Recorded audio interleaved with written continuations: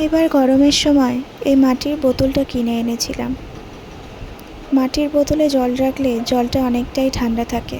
ফ্রিজের জল আমি খেতে পারি না, সেই কারণেই মাটির বোতলটা কিনে আনা। বোতলটা ছিল একদমই সাধারণ একটা মাটির বোতল, এর মধ্যে কোনো ডিজাইন করা ছিল না, তাই বোতলটা বড্ড খালি খালি লাগছিল। আমার কাছে কয়েকটা ফেব্রিক অ্যাক্রিলিক কালার ছিল, তাই ভাবলাম বোতলটাকে কিছু কারুকার্য করা যাক।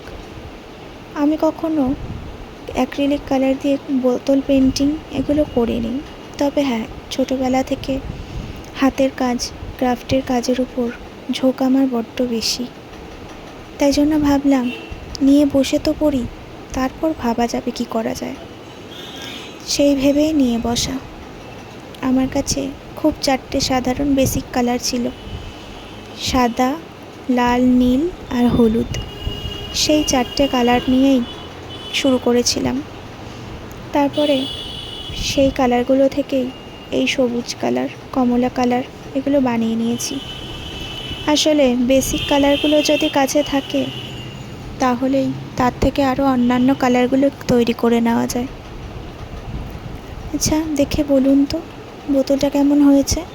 আসলে আমি কোনো দিন করিনি, খুব একটা এক্সপিরিয়েন্সও নেই আমার এইসবের, তবে হ্যাঁ, ভালোবেসে করি, তাই সবগুলো যা আমার শখ সেগুলো পূরণ করার চেষ্টা করি। এটা খুবই সাধারণ একটা বোতল আর্ট, যেহেতু আগে কখনো করিনি তাই জন্যই সাধারণ আর্টটাই করলাম।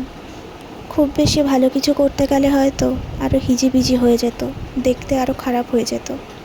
তাই ভাবলাম যেটুকু আমার আয়ত্তের মধ্যে সেটুকু করাই ভালো। বেশি ভালো করতে গিয়ে হয়তো জিনিসটাই খারাপ করে ফেলতাম। তো যদি ভালো লাগে লাইক করে দিন।